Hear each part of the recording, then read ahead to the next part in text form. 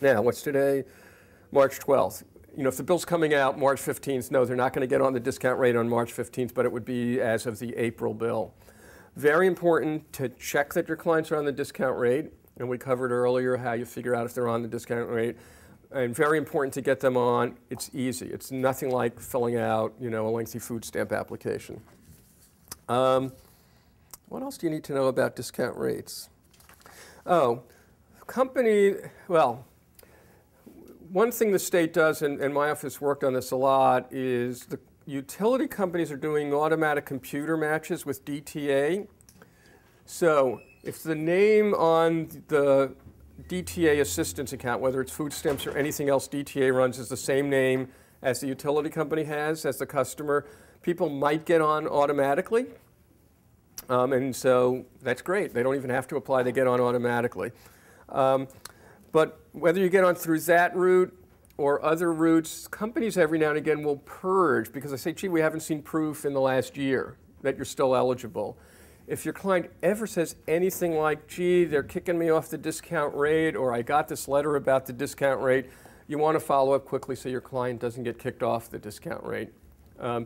It's kind of like, you know, annual recertification in public housing, but there's no set of rules. We were talking about this with the utilities yesterday. Some companies are doing it more regularly. NSTAR's doing it more regularly than other companies in particular. So you just want to pay attention to that. Anything else about discount rates? Oh, retroactive application of the discount rates. And then I think we'll take a break. So you got this dark blue sheet, retroactive application of the discount rates, key utility contacts. Going back, I don't know, 3 or 4 years now, my office negotiated with every utility company in the state a means to get your clients on the discount rate retroactively, meaning they'd put you on as if you'd applied 6 months ago and give you a credit on your bill. I need to stress that this is completely voluntary. So if you call up the regular customer service number, the typical customer service rep won't know what you're talking about. It won't work. And your clients can't call up and do this. You have to call up and do it. So that's why we have the contacts here. Here's who you contact. So at NSTAR, I just saw Kathy Orick yesterday. This still works pretty well. At National Grid Electric, because this was done before the merger, at National Grid, that's really the electric side on the bottom. It's an email address, if you see that on the first sheet. If anyone tries that and it doesn't work, let me know, because I haven't known anyone to test the National Grid route recently. And at Keyspan, Margie Sweeney has, which is now National Grid on the gas side. Keyspan's really National Grid Gas. Margie Sweeney is retired, so I don't know who the contact is. If you need to do it on the gas side, let me know, and I'll have to figure that out. So what you're doing here is you find the benefit program that your client has been on for the longest period of time. So some households cycle on and off of food stamps, but they may be on TFDC. By the way, the kids being on the school lunch program should work. So sometimes the kids are on more consistently that program than their parents are on something else. And you call up the company, or I guess email in the case of National Grid, and you say, I want to get retroactive application of the discount for my client.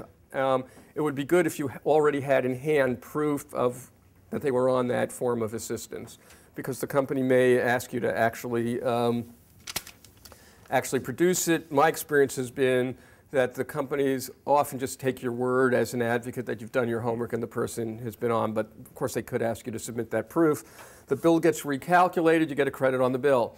Generally, the companies can go back 12 to 13 months easily. That is, their computers are programmed where they can push a button and recalculate a bill. In some instances I'm aware of, good advocacy, not face-to-face, but on the phone, one-on-one, someone at the company might figure out a way that they can recalculate the bill even further.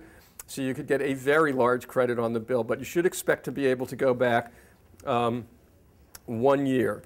And if you have problems with this, as it says on the blue sheet, contact me. These are voluntary agreements, so if there's anything that's not working, I want to hear about it and work it out with the company. I don't want a lot of friction between anybody else and the company. I want to emphasize, this isn't going to work if you call up the regular customer service rep number, and it's not going to work if your clients call up. We agreed that this would be a limited number of advocates would be calling a limited number of company employees. So any questions on discount rates? Jared asked an interesting question that came up in another form, which is someone who apparently the landlord put the bill in her name and the utility company saying, no, we're not going to take it out of your name unless you sue the landlord. So let me say a few words about that now. So I kind of like that the utility companies don't insist on Social Security numbers, and utilities these days rarely insist that you come to a physical office and sign a piece of paper to get service, because they don't have physical offices much anymore where you can walk in and sign anything. But if you were to have that situation, because I had a call within the last week like Jared's, if you get a client who claims someone put the bill in their name and they really don't know the person, I think the question to ask the utility is, well, do you have a Social Security number associated with that account? Did you get a paper application? So what do you have other than a naked phone call where someone said they were Charlie Herrick and put the utilities in that name? And if the company really has nothing and there really appears to be no logical connection between the person you're representing and whoever this other person might have been who put the bills in their name, you might be able to get it taken out of their name if you go to the consumer division. The landlord one may even be better because the landlord has an economic reason to have done that. So it might be easier. But there are no clear rules here. I actually, because I had this call a week ago, somewhat similar facts. I asked Liz Salucci, the head of the consumer division, what do you do? I mean, what does the DPU generally do? She said, you know, it's very case by case. So I think the more you have reasonable evidence that your client didn't do that herself and someone else may have, the more the DPU may intervene on your side. So for example, the one that came up, there were somewhat better facts. So a woman had lived at 3 addresses in the relevant period of time. Company said during one of those periods of the 3 addresses, she was responsible for this bill at, let's just say, 880 Broadway in Chelsea. And she could prove she was living somewhere else because she was in subsidized housing. So the housing authority could back her up saying she was living somewhere else. Very few people want to pay 2 bills when they're only living at 1 address. But it's very, very case by case. So where were we? We were on the 1, 2, 3, well, so we're on the slide called, we just finished discount rates, correct? Yeah. So I'm going to say a little bit about payment plans. I'm going to say a lot about payment plans because payment plans are incredibly important. First, we need to get some terminology straight. In almost any state, there are 2 concepts, and I'll tell you what the words are in Massachusetts. One concept is you're making an arrangement on your overdue bills.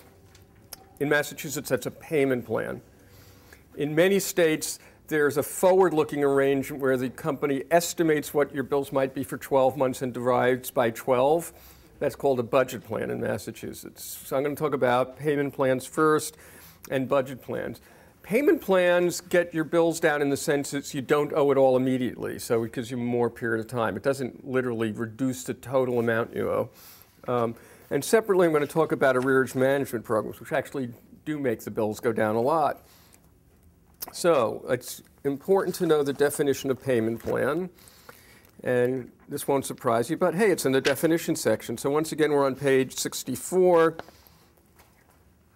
Definition of payment plan alphabetically is a deferred payment arrangement applied to an amount of past due charges which shall extend over a minimum of 4 months or such other period approved by the department whereby equal payments are made on the past due amount and you pay your current bill. So there's a lot to talk about here. So first, what that rule is saying, you know, a lot of bills are kind of seasonal. They go up and down, particularly your gas bill. So there's bills at, 12 points in the year, and I'm not going to do 12. So the payment plan as described there is you're paying the same amount each month on your overdue amount, and you're paying whatever the current bill happens to be.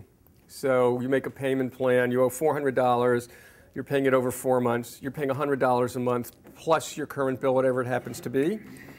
You would be better off if the company would say, we estimate your bills, your monthly bills are $70 a month, even though they may vary. You're going to pay us $100 a month on the arrearage, just pay us $170 a month. Clients are better off knowing a single number than facing the wild card of what the bill might be. But under the definition of payment plan, the company has the legal right to say, no, we'll make a deal on the $100 a month, whatever your bills are. But you can ask. They might be willing to levelize it into a single number. So people got that concept? Reg says company could force you into the up and down of current bills plus the $100 a month. You could ask to levelize it.